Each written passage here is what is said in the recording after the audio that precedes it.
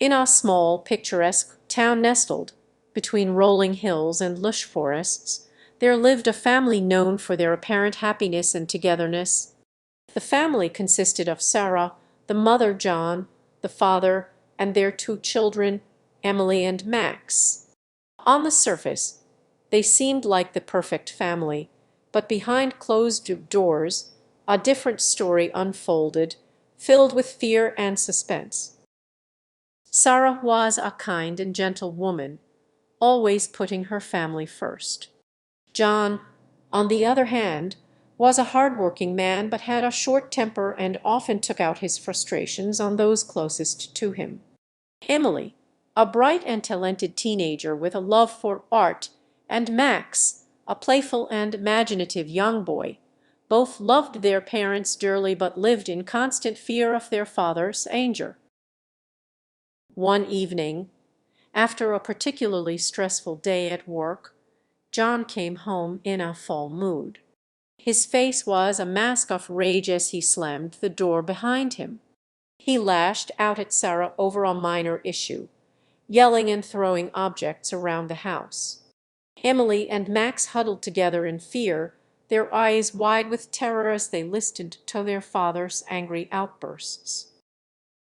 That night Emily lay awake, her mind racing with fear and determination. She couldn't bear to see her mother and brother suffer any longer. She resolved to seek help, but she knew it wouldn't be easy. The next day, after school, Emily visited her teacher, Mrs. Thompson, a kind and understanding woman.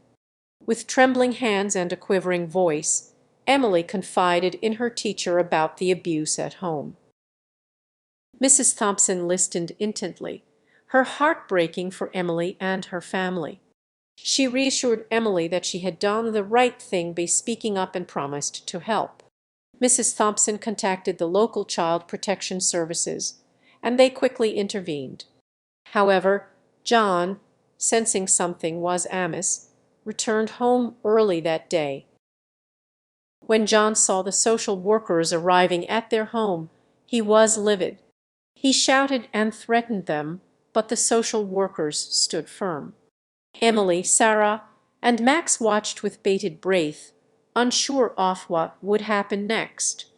The tension was palpable as John tried to prevent the social workers from entering the house.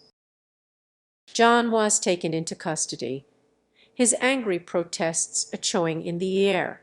The authorities ensured that Sarah, Emily, and Max were safe, but the family was left shaken by the ordeal.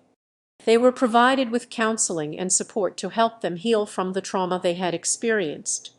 It was a long and challenging journey, but together they began to rebuild their lives.